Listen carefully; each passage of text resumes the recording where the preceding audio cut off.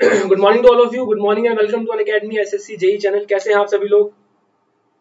मेरा नाम है अविनाश कुमार और आप लोग पढ़ रहे थे structure analysis with me strength of material. मैंने फिनिश कर दिया है and today I am going to start chapter number 2 of structure analysis, that is influence line diagram. जी हाँ, आज हम बात करने वाले हैं second important topic of the structure analysis, that is influence line diagram. कल की बात मैं कर लूंगा फटाफट से, एक क्विक रिकैप देख लेते हैं कि हमने कल क्या क्या डिस्कस किया था और उसके बाद आगे की बात शुरू करेंगे।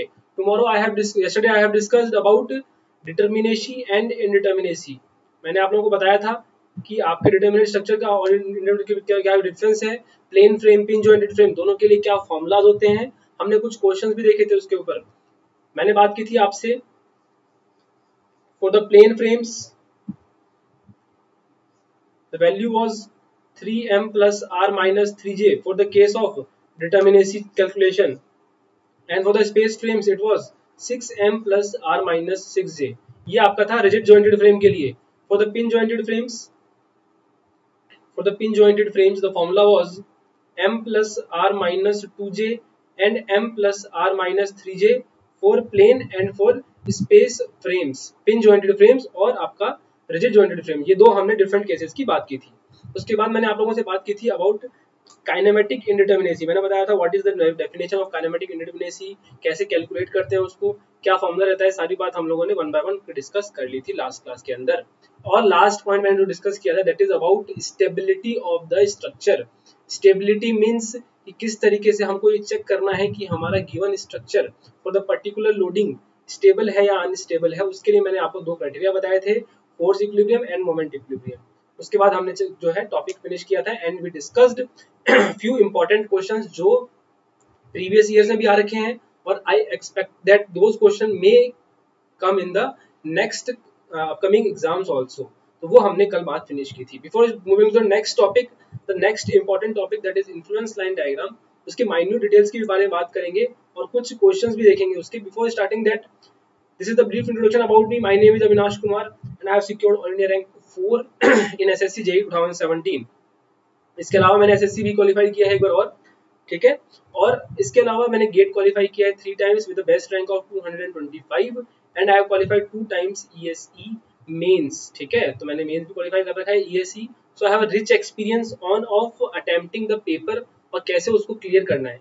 जो मैंने यहाँ मेंशन नहीं किया that is DMRC, WRD JEE, Rajasthan WRD JEE, इसके अलावा DFCCIL, ग्रीन गैस एक्सेट्रा, बहुत सारी जो PSUs हैं और एग्जाम्स होते हैं वो मैंने क्लियर किया along with this। and along with this I am BTech from NIT Jaipur. और एग्जाम में अपीयर होने के साथ साथ I have experience of teaching also from last 2 years। I have been teaching for GATE, ESE, SSC और जो भी technical exams आपके होते हैं for those examinations। जो मेनली सब्जेक्ट्स में डील करता हूँ that is strength of material, structure and transportation, soil mechanics along with this fluid mechanics भी जो है मैंने इस साल लिया है ऑन द स्पेशल सेशंस। मेरी स्पेशल सेशन की प्रोफाइल पे जाके if you go to my profile Avinash Jha on the Unacademy you can search Avinash Jha and you will get my profile. वहाँ पे आपको फ्लूइड मैकेनिक्स और स्ट्रक्चर एनालिसिस की डिटेल्ड क्लासेस भी मिल जाएंगी और ये स्ट्रक्चर एनालिसिस यहाँ भी हो रहा है। सो वहाँ पे आपको फ्लूइड मैकेनिक्स कवर करने को मिल सकता है। अलॉन्ग विद दिस मैं नया टॉपिक स्टार्ट करने वाला हूँ in the special classes that is of hydro machines, turbine and pumps के बारे में, जिसके बारे में आपको इंफॉर्मेशन मिल जाएगी on the official Telegram page that is Unacademy SSC JEE and other exams. जो आपका ऑफिशियल टेलीग्राम पेज है that is Unacademy SSC JEE। आप यहाँ पे जाएंगे तो वहाँ पे आपको मेरी नेक्स्ट क्लासेस की इंफॉर्मेशन और लिंक्स मिल जाएंगी। Unacademy SSC JEE and other exams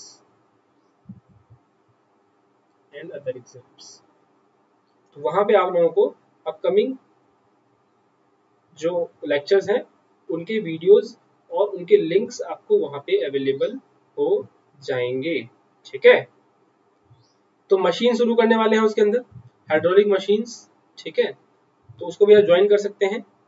and yes, there are many subjects going on the plus platform। along with this plus platform पे आपका steel structure, RCC हो गया, strength of materials, then soil mechanics, environmental, सारे subjects आपके चल रहे हैं on the plus platform for the level of GATE, ESE along with SSC also। any one of you want to join plus subscription you can use my code Avinash11। Using this code, you can connect with me directly. You can connect with me directly for the any doubts till the end of the examination, till you succeed in the examination. You can use this code and you will get 10% off on all Unacademy plus subscription. क्या benefits है plus subscription के वो मैं आपको बता देता हूँ फटाफट से. There will be live classes of all the subjects, crash courses will be there. जब रिवीजन का टाइम आएगा there will be crash courses. Rank improvement batch जो चल रहा है अभी, 10 स्टूडेंट्स जो लास्ट ईयर गेट के अंदर 5,000 10,000 रैंक लेके आए हैं, they want to improve their rank, they can join this rank, this batch, जहाँ पे आपको हर सब्जेक्ट्स के 250 से 300 questions depending upon the subject आपको वहां से करवाए जा रहे हैं. And those questions are not repeated from the previous years. जो एक्सपेक्टेड है अगले साल में वो उनमें से आपको डिस्कस हो रहे हैं on the RIB batches. English and Hindi batches are there, doubt clearing session, weekly test. तो बहुत सारे बेनिफिट्स हैं आपके प्लस सब्सक्रिप्शन के जो आप उसको यूज कर सकते हैं. How you can pick the subscription? You can just pick the goal, click on get subscription, go for the time period and use this code. Don't forget to apply this code Avinash11 and you will get instant off, as well as you can connect with me directly. These are the various payment methods available हैं, and these are the EMI options that is available to you if you go for EMI option. You just have to use this code Avinash11 and you will get 10% instant off in subscription. This is the Telegram page for GATE and ESE. जो SSC का था वो बता दिया मैंने आपको. यहाँ पे लिख देता हूँ मैं. SSC के लिए है आपका Unacademy, SSC JEE and other exams.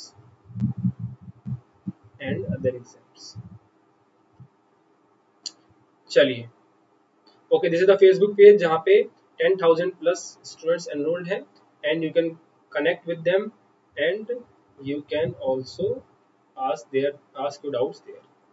चलिए, without any delay we start the topic. फटाफट से बाकी लोग ज्वाइन कर लीजिए and quickly like this session. फटाफट से जितने बच्चे ऑनलाइन हैं फटाफट से लाइक कर दीजिए इसको और शेयर कर दीजिए फटाफट से अपने दोस्तों के साथ. Like this video, share with your friends and do subscribe this channel for the further notification of the upcoming videos. ठीक है, okay will start the class फटाफट से. इन्फ्लुएंस लाइन डायग्राम का क्या मतलब होता है सबसे पहले उसको समझ लेते हैं. बेसिक डिफरेंस क्या है, हमने बात की थी चैप्टर 2 के अंदर कि that we need to draw shear force diagram, bending moment. अब ये दो चीजें मैंने सर समझ ली. अब आपको समझाने के बाद बोल रहे हो कि अब इन्फ्लुएंस लाइन डायग्राम समझो, इसका क्या मतलब है, क्या यूज है, उसकी बात करते हैं. पहले समझते हैं बेसिक डिफरेंस क्या है दोनों के अंदर. Shear force diagram and bending moment diagram are drawn for stationary loads. In this case, position of load is stationary and we calculate the stress function at various locations. ध्यान से समझिएगा इस चीज को.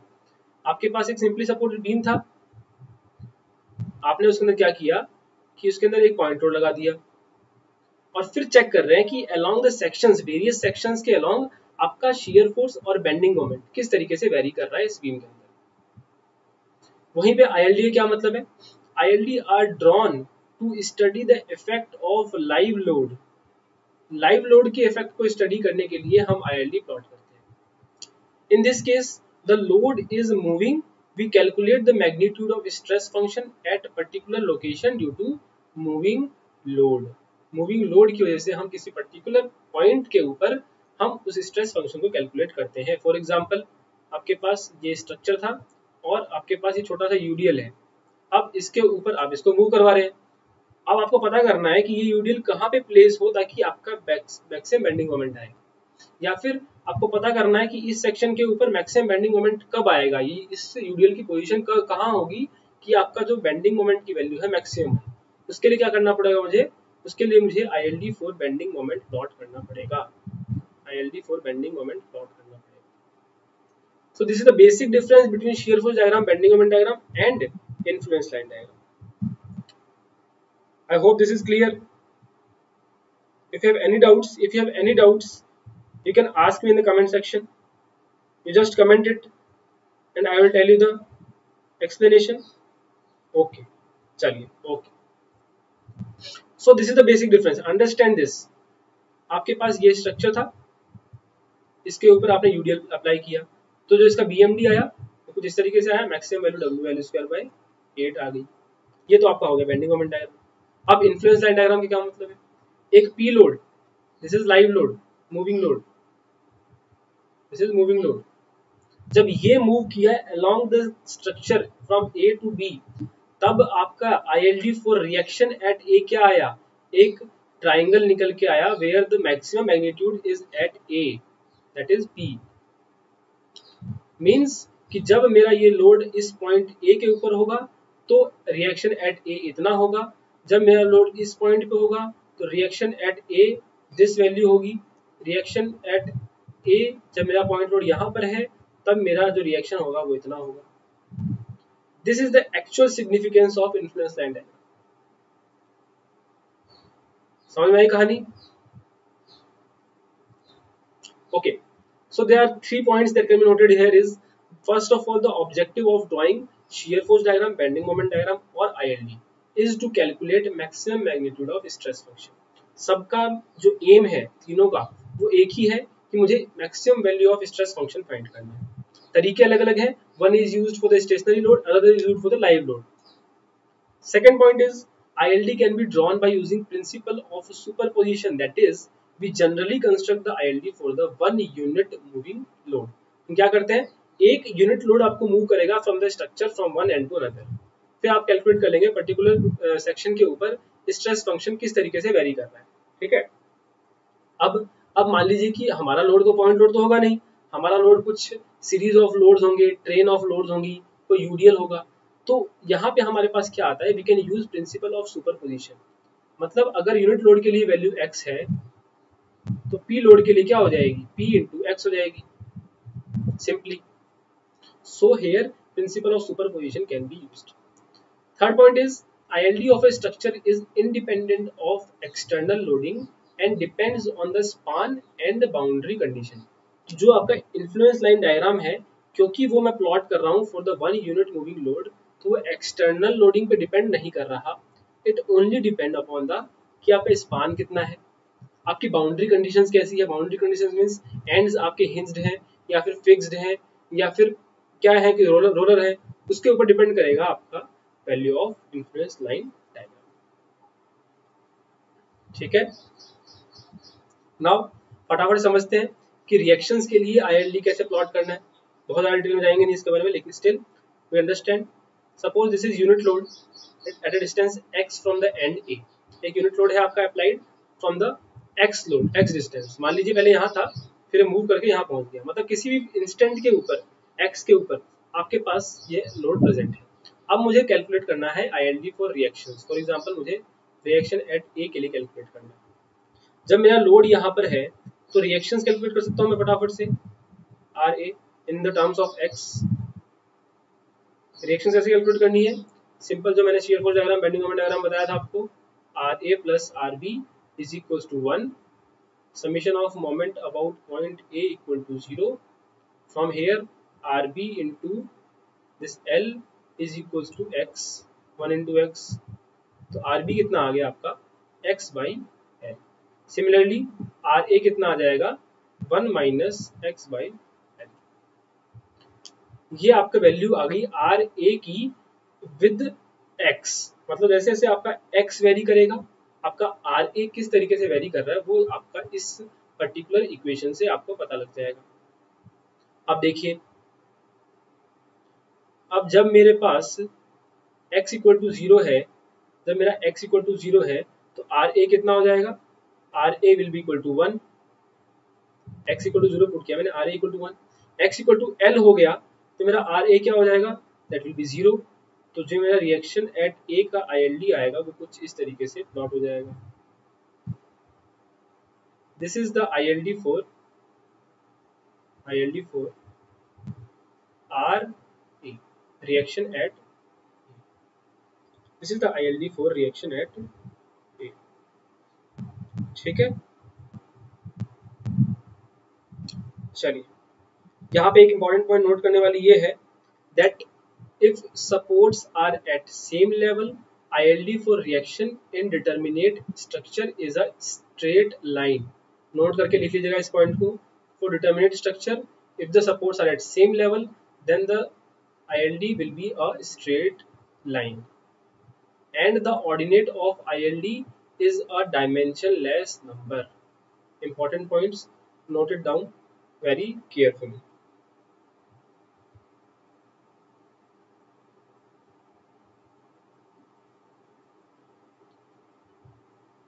चलिए, okay.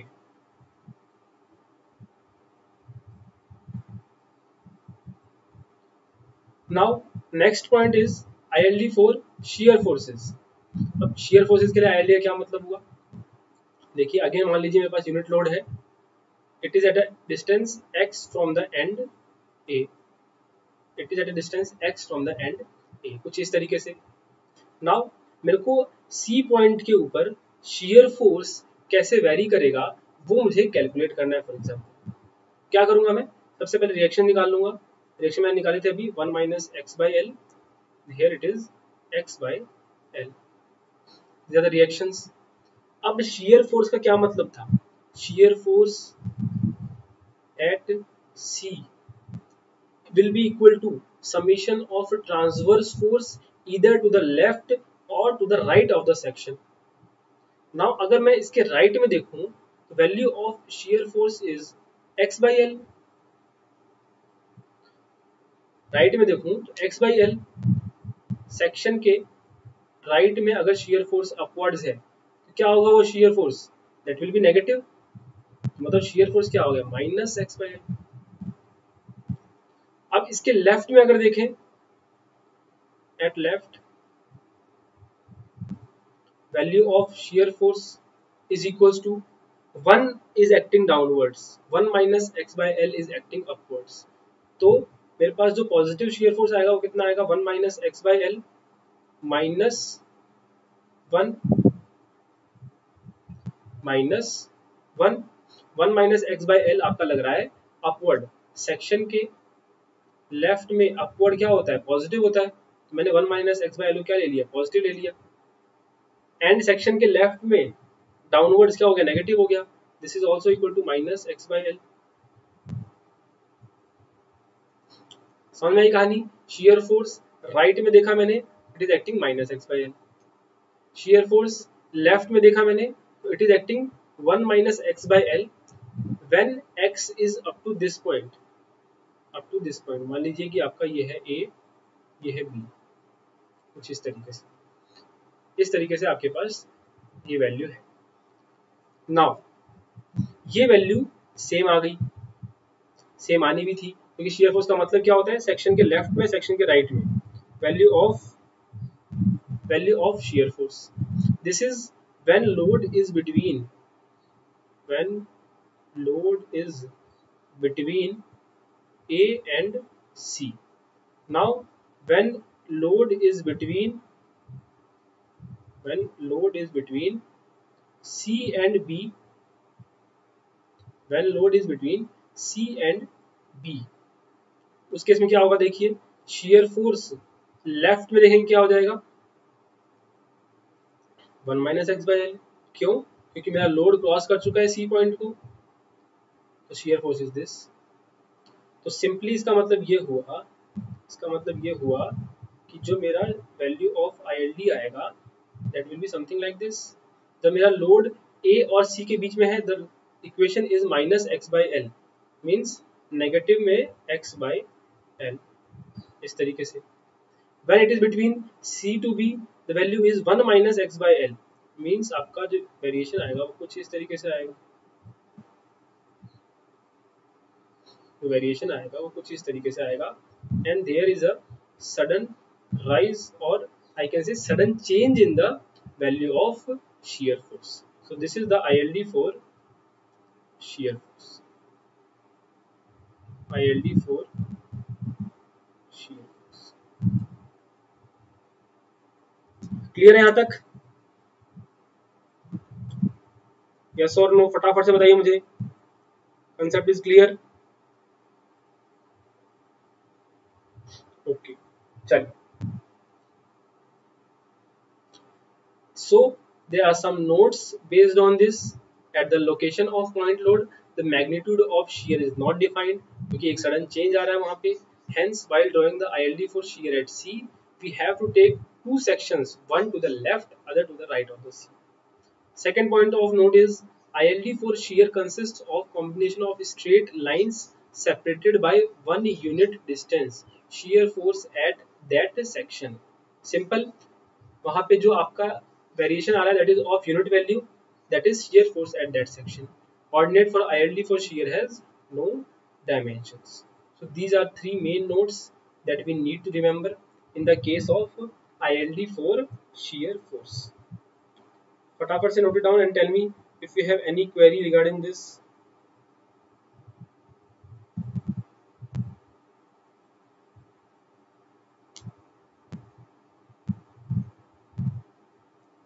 चलिए, okay.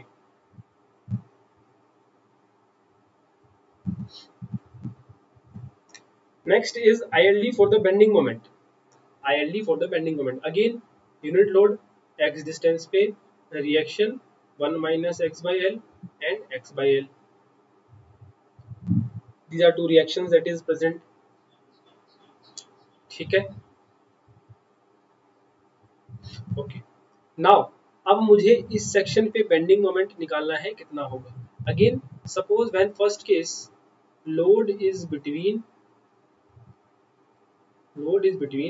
A and C. Load is between A and C. तो value of bending moment is equals to क्या हो जाएगा. मैं सेक्शन के राइट से देख लूं चाहे सेक्शन के लेफ्ट से देख लूं, बात एक ही है. बिकॉज बेंडिंग मोमेंट का मतलब क्या होता है, it is summation of moment either to the left और to the right of the section. तो सेक्शन के राइट में देख लेते हैं हम, क्या हो जाएगा. This is x by L into, suppose this is A, this is B, x by L into B when x is between 0 से A. Second point is when load is between C and B. Load is between C and B. So bending moment is equals to 1 minus x by L into A. X is between A to B. Now अब इसको plot करना है मुझे. When x is equals to A, value of bending moment is AB by L. तो अगर मैं इसको plot करूं, I plot this particular thing, ये हो जाएगा आपका स्ट्रेट लाइन और वैल्यू कितनी हो जाएगी AB by L. Now when x is equals to A here, what will be the value? You can check that when x equal to A, bending moment will become 1 minus A by L into A. This is equals to L minus A divided by L into A. L minus A को क्या लिख सकता हूँ मैं, B लिख सकता हूँ. तो B into A divided by L, और I would say AB by L. मतलब चाहे मैं लेफ्ट से इसको A से C के बीच में रख रहा हूँ, चाहे B से C के बीच में रख रहा हूँ, the value of bending moment at C is same AB divided by L. और उसके बाद जो वेरिएशन है अगेन लीनियर है, and when x equal to L, the value becomes 0. कुछ इस तरीके से आपका वेरिएशन आ जाएगा. This is the value of ILD for bending moment at section C. This value will be equal to AB by L, and this is the ILD for bending moment at C. This is the ILD for bending moment at C. चलिए, now अब इसका approach क्या होना चाहिए फटाफट से draw करने का. उसके बाद म्यूलर बेज लॉ की बात करेंगे. म्यूलर बेज law principle is very important formula and which can directly be used for the calculation of ILD. सबसे पहले इस कन्वेंशनल अप्रोच की बात करते हैं जो हमने अभी तक डिस्कस किया, दैट इज कन्वेंशनल अप्रोच. आप वैल्यूज निकालिए और प्लॉट कीजिए. To draw ILD for any stress function, apply unit load at critical location and calculate the magnitude of stress function and join it by straight line. The various critical locations are, supports पे calculate कीजिए, free and पे, internal hinge support पे, just left and just right of the section where shear force and bending moment is required. ये mainly आपके 5 critical point रहते हैं किसी भी स्ट्रक्चर के ऊपर, जहां पे आपको जिस स्ट्रेस फंक्शन की वैल्यू निकालनी है उस स्ट्रेस फंक्शन को कैलकुलेट करके and then we join with the straight line, अगर आपका स्ट्रक्चर स्टैटिकली डिटर्मिनेट है तब. ठीक है, this is the first approach to draw ILD. Now second approach क्या बोलते हैं, देखिए मोस्ट इंपॉर्टेंट अप्रोच, और I would say most important इसीलिए भी क्योंकि आपको ये मेथड इजी पड़ेगा। How and what is this method is to draw the ILD for any stress function, remove the restrain offered by the function. Important point, remove the restrain. Restrain का मतलब क्या हुआ?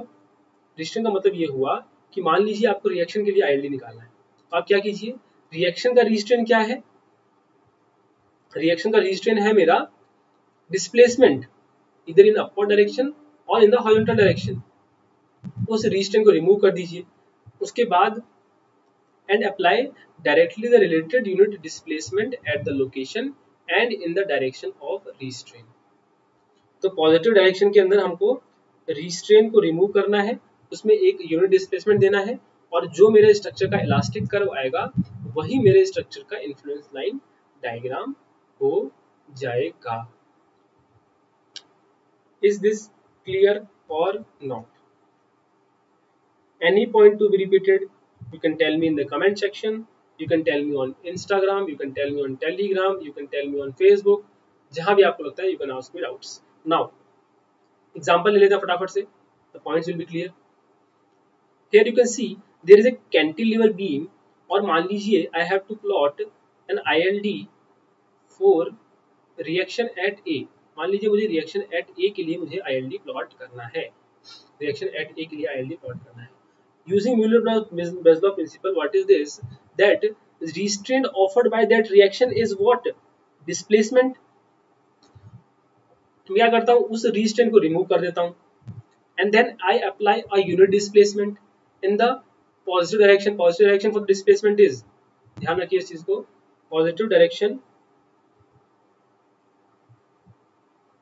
for displacement is upwards and positive direction for rotation is clockwise. Now in this case if I remove restraint of reaction at A, what will be the value, what will be the situation? Reaction at A को मैंने remove कर दिया और आपका इस तरीके से positive value आ गई। उसके बाद क्या है, using boundary condition. Boundary condition क्या है हमारा, the other end is free, since other end is free the whole structure will move along with this. तो आपका इस तरीके से आपका ILD आ जाएगा for the reaction at A, ILD for reaction at A,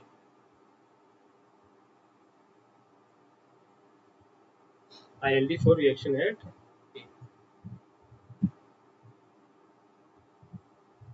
ठीक है यहाँ तक?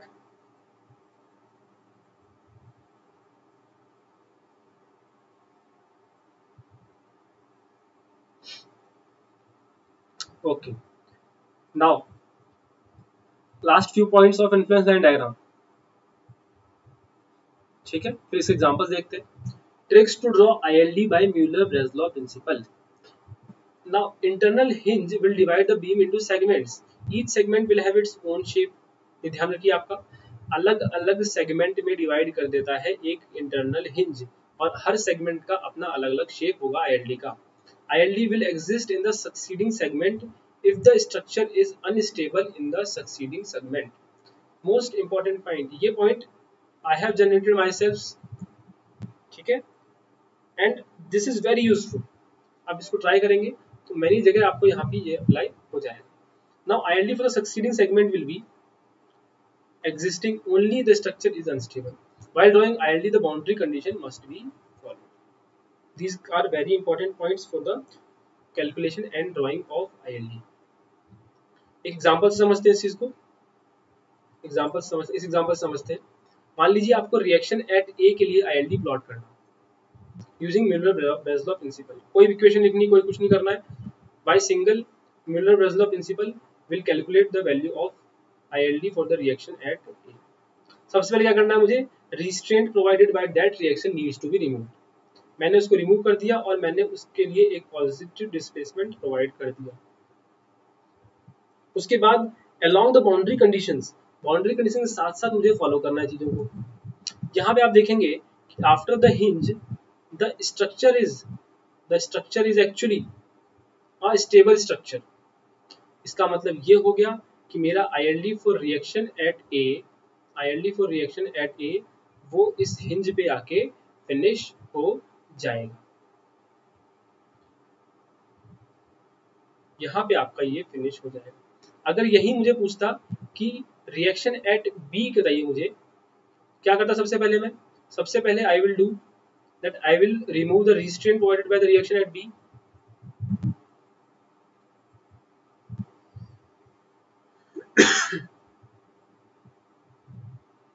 I will remove the restraint provided by the reaction at B and give a positive unit displacement. इस तरीके से मैंने एक पॉजिटिव यूनिट डिस्प्लेसमेंट प्रोवाइड कर दिया। नाउ अब हिंज के आप इस साइड देखेंगे, हिंज के इस साइड, तो योर स्ट्रक्चर इज अनस्टेबल, क्योंकि हिंज के बाद सिर्फ एक जॉइंट है आपका, ठीक है, and your structure is unstable, so your ILD will move along with this। तो किस तरीके से होगा देखिए, now this point is a hinge joint, तो आपका जो इलास्टिक कर्व आएगा वो इसके along मूव होगा इस तरीके से, और आपका ILD ऐसे होगा। This is the value of ILD for reaction at B. This is ILD for reaction at B.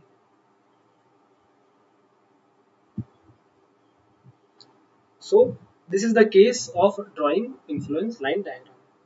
किसी को कोई भी दिक्कत हो, you can ask me.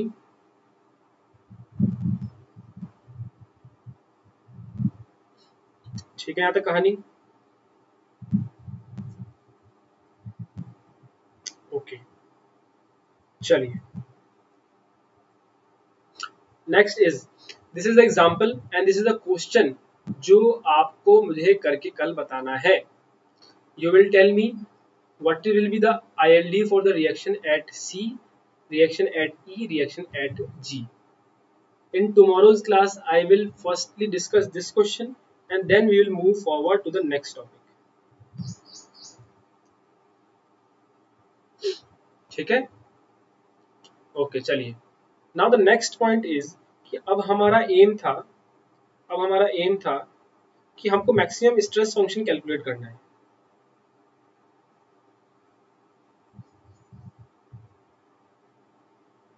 Maximum reactions and maximum shear force, ये मुझे मान लीजिए कैलकुलेट करना हो, तो कैसे कैलकुलेट करेंगे? What is the value of maximum reaction?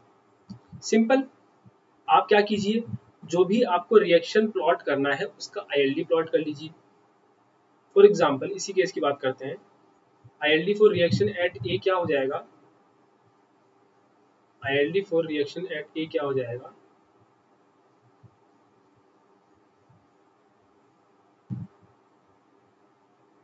इस तरीके से हो जाएगा।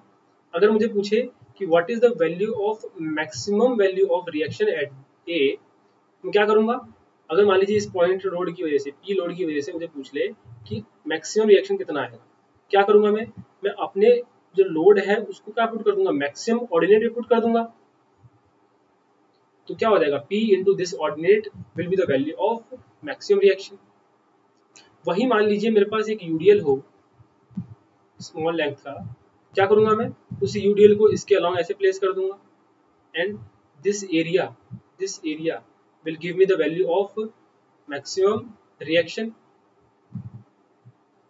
तो ILD for the reaction calculation is very normal and very easy. हम डायरेक्ट फिगर को देख के हम बता सकते हैं कि मैक्सिमम वैल्यू ऑफ रिएक्शन कैसे आएगी। अब शियर फोर्स की बात करें, अगर in this case shear force is there, तो हमारा जो शियर फोर्स का जो वेरिएशन है वो कुछ इस तरीके से आएगा।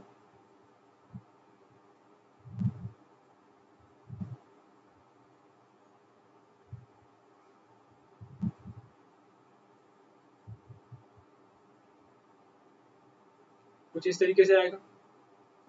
अब मुझे मान लीजिए क्वेश्चन में पूछ ले कि what is the value of maximum positive shear force when a UDL of length L is applied. तो मान लीजिए मैंने क्या किया, उस यूडियल को कैसे प्लेस करूंगा, कुछ इस तरीके से प्लेस कर दूंगा। For the value of maximum positive shear force, this is the positive shear force and this is negative shear force, positive shear force and negative shear force। अब अगर मुझे बोल दे कि मैक्सिमम नेगेटिव shear force निकालना है, मैं कैसे place कर दूंगा लोड को, इस तरीके से प्लेस कर दूंगा। तो using the given diagram we can calculate कि मुझे कैसे कैलकुलेट करना है maximum stress function for the reaction and shear force। यहाँ तक क्लियर है?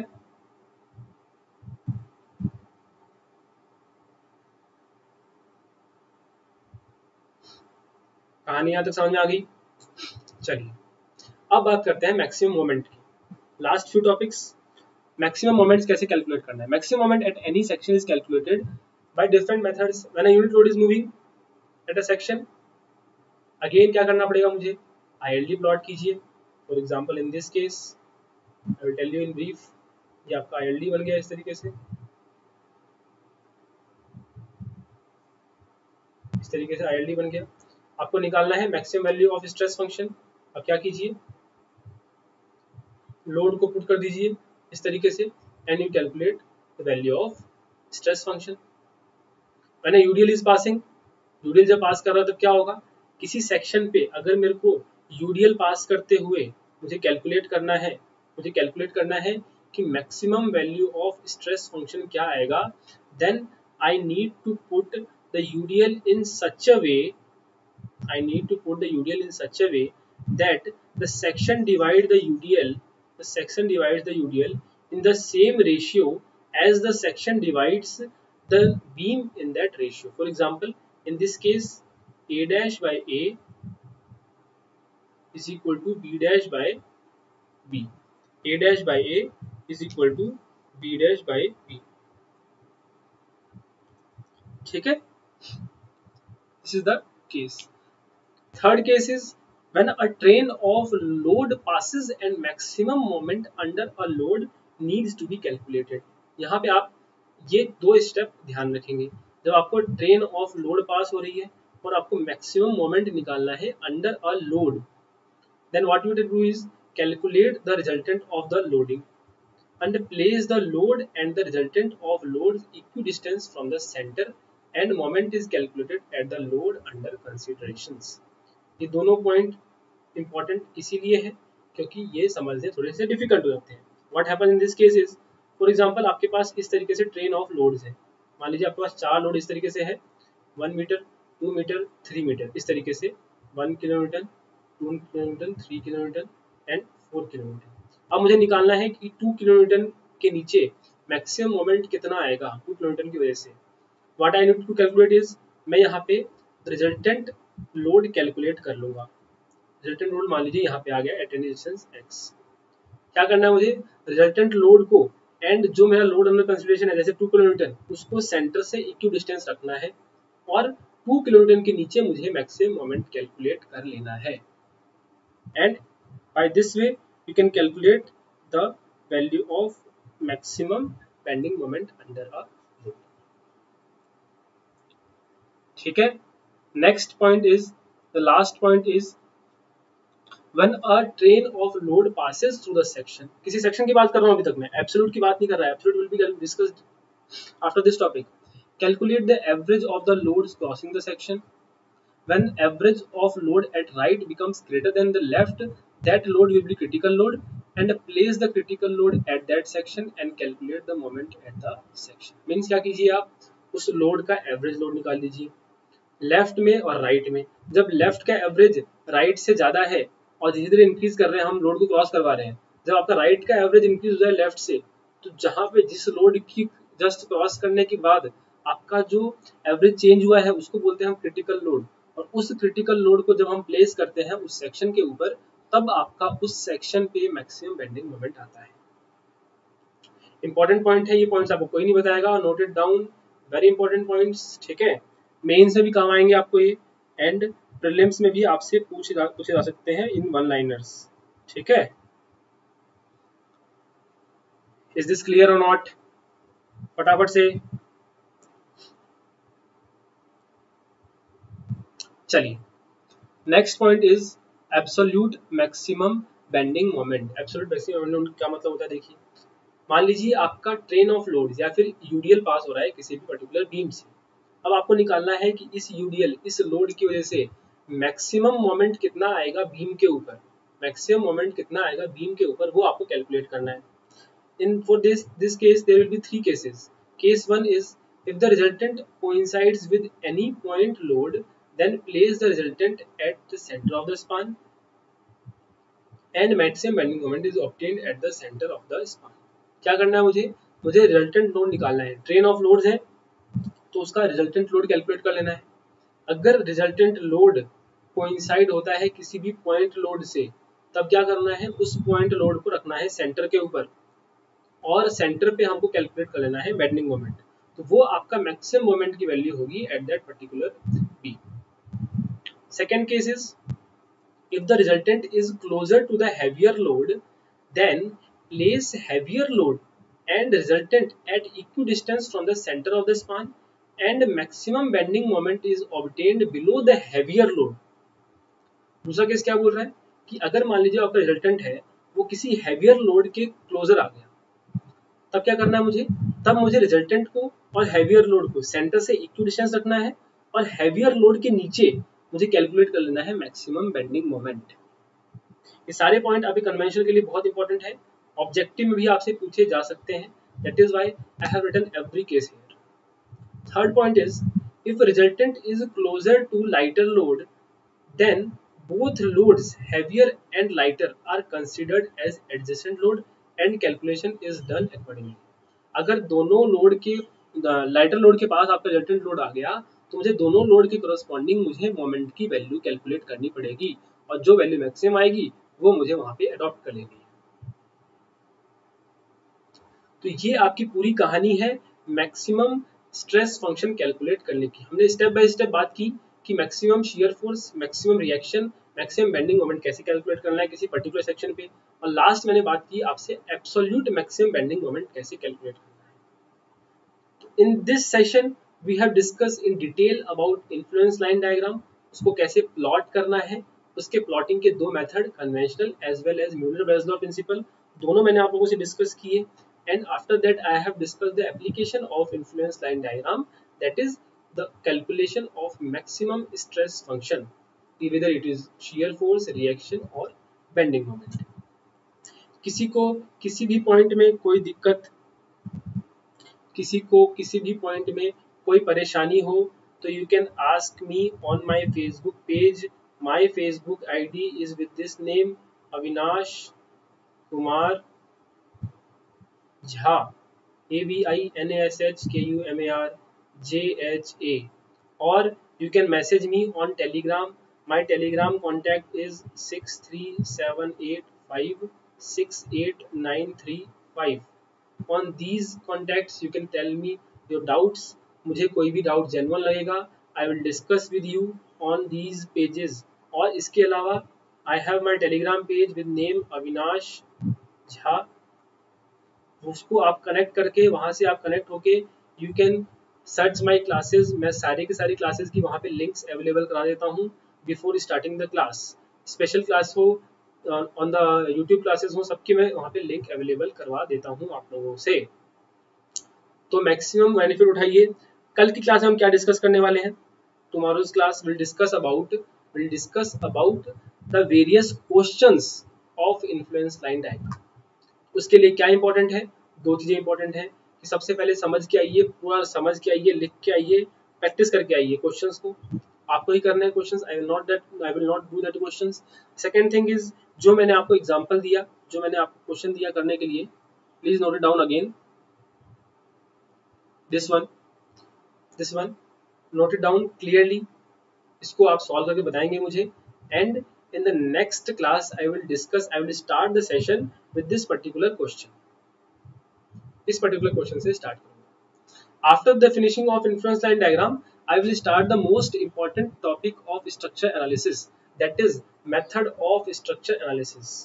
तो होपफुली अगर कल टाइम मिलता है तो विल स्टार्ट टुमारो, अगर कल हमारा क्वेश्चंस में टाइम निकल गया तो will start day after tomorrow methods of structure analysis. मैं दोनों method that is force method and displacement method, दोनों मेथड के बारे में डिटेल में डिस्कस करने वाला हूँ in the method of structure analysis. उसके बाद हम बात करेंगे ट्रसेस की, then will discuss about arches and other miscellaneous topics that is covered in the structure analysis.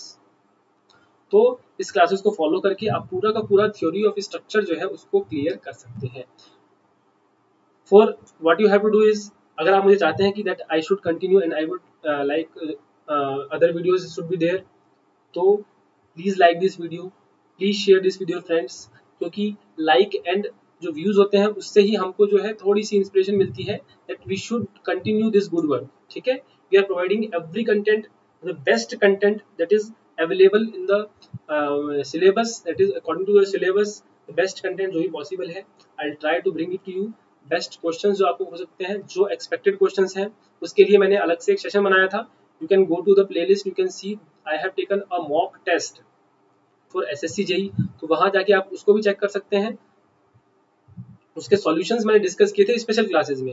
Why I have discussed this session in the special class? Because there is some lag here, जो मजा नहीं आता। That is a very good in special classes, you can see there will be a live interaction, तो जो live interaction है that is missing hair. तो इसी वजह से I have discussed the question here, I have disclosed the question here and I have discussed all the solution in the special classes. तो आप यहाँ पे क्वेश्चन देख सकते हैं और स्पेशल क्लासेस सर्च कर सकते हैं मेरी प्रोफाइल पे। My profile is Avinash Jha, वहाँ पे आप जाके मेरी लाइव क्लासेस और पुरानी क्लासेस भी देख सकते हैं। Is is clear? चलिए, I hope everything is clear as of now. कोई भी दिक्कत हो यू कैन आस्क मी। तैयारी करते रहिए, एग्जाम की प्रिपरेशन करते रहिए। एग्जाम पोस्टपोन हो गया है, दैट डजंट मीन कि हमको चुपचाप बैठना है, हमको अपनी तैयारी कंटिन्यू रखनी है। ऑलमोस्ट हर दूसरे तीसरे दिन I conduct a live test. ठीक है, मैं ट्राई करता हूँ कि उसको थोड़ा सा फ्रिक्वेंसी बढ़ाया जाए। I conduct a live test which contains good questions, काफी लोग उसको बेनिफिट ले रहे हैं।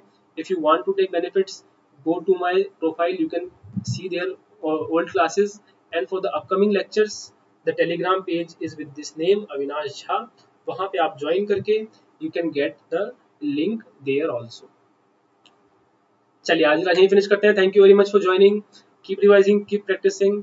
Have a good day, goodbye, take care.